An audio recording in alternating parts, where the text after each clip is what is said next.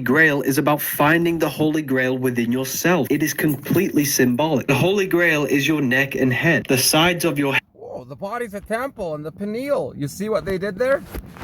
The Holy Grail was the cup of Christ that came when Jesus, the son of Mary, prayed for food as a miracle, right? God sent a table from heaven.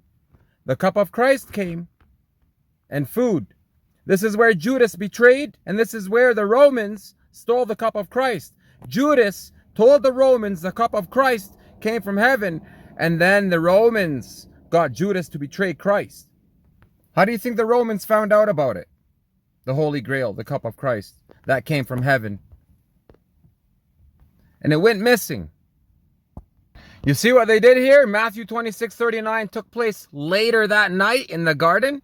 You see, the same time the table came down from heaven in the Quran, the table spread, the Last Supper of Christ, the Holy Grail, the cup of Christ came down, they all drank from it.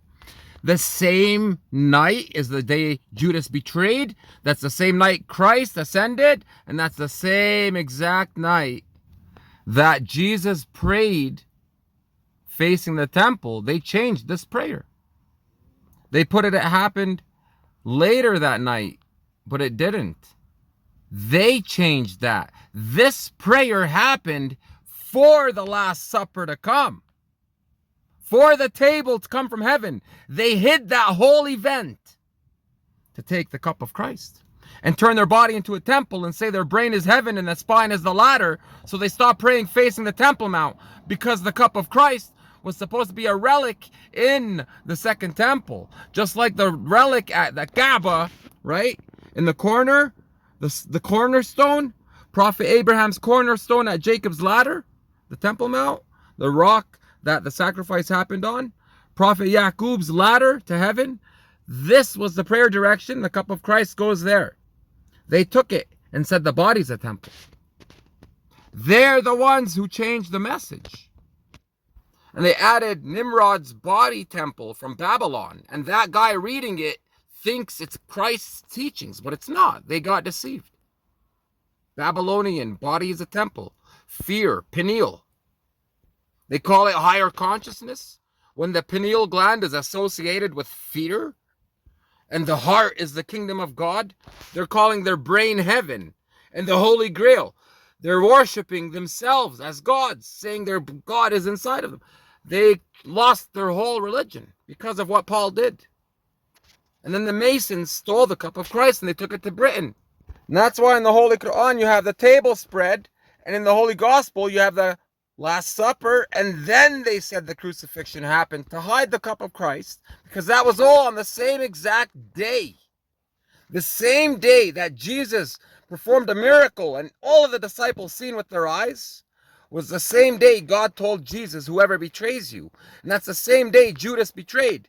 And that's the same day the cup of Christ went missing. It's the same day Christ ascended to heaven.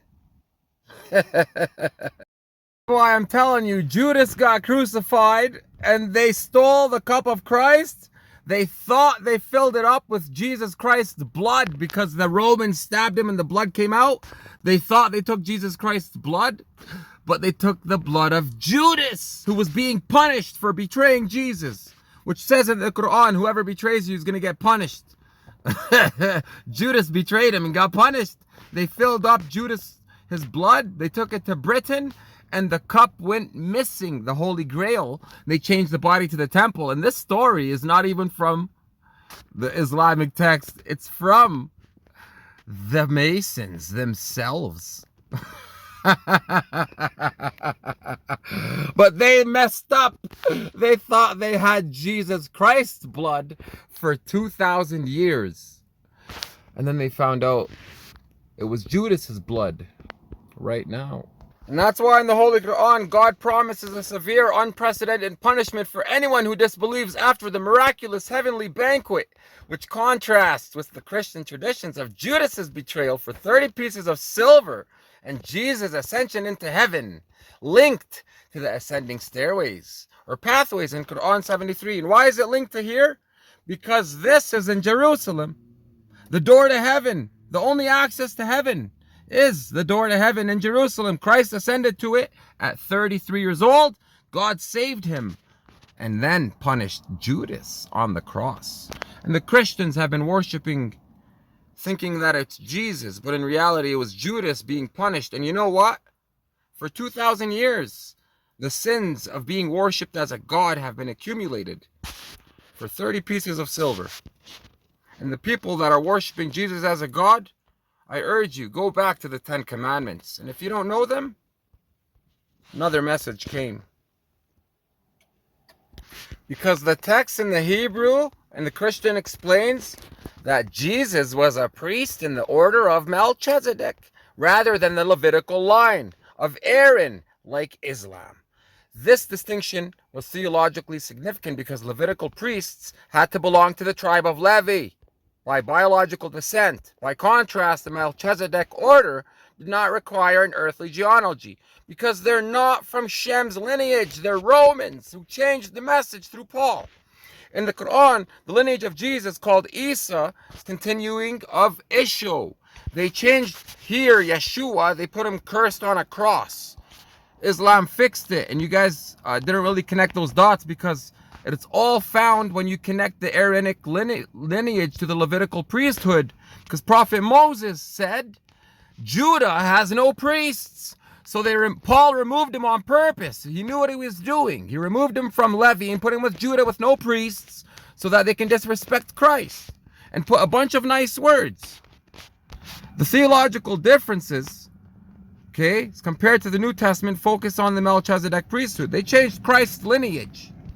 Aaron's lineage is Prophet Moses. Melchizedek is not. All right? Jesus is from the tribe of Judah in Paul's words. To put him with the order of Melchizedek. And they say it's superior because they're liars.